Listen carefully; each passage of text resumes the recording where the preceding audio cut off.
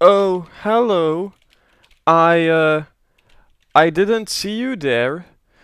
Oh well, this is awkward. Yeah, I'm not a great actor.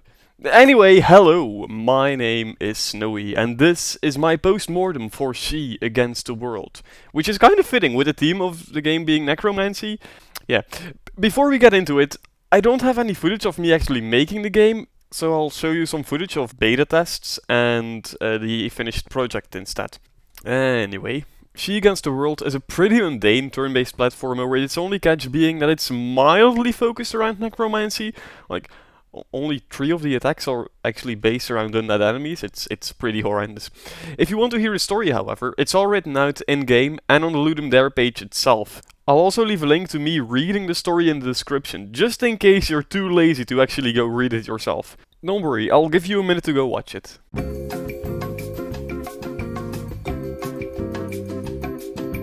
Welcome back. Let's get into it. So I don't want to get deep into the theme, right? But I don't like it. And looking at the stats, Mike the Dinosaur posted on Twitter, all other teams got utterly destroyed. So I must be in the minority with that idea. Well, at least it's better than you are not the main character.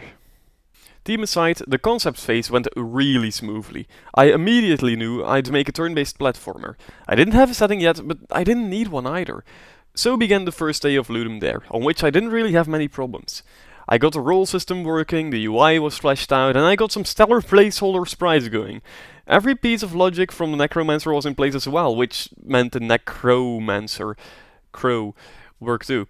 I also made the first track of the soundtrack this day, namely From Death We Rise. It was supposed to be the main game music, but I reused it to be the main menu music for it sounding just a little too cheerful for the tone of the game. I'll let you listen to a piece of it.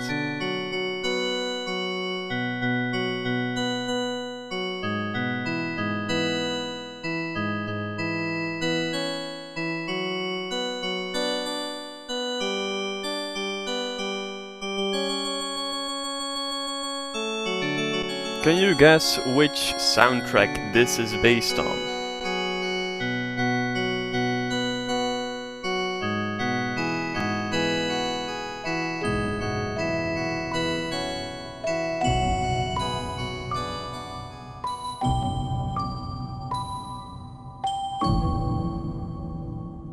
The second day was absolute garbage though. I started running into bugs that were so bad, it took me hours to fix them.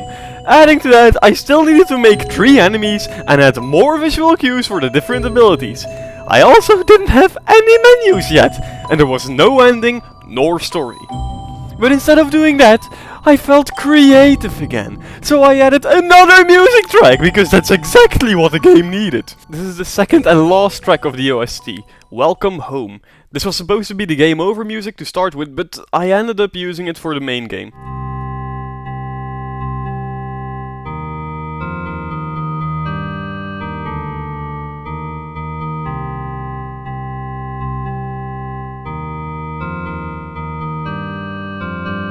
I'm pretty sure it's obvious, but this one took the funeral march as a baseline.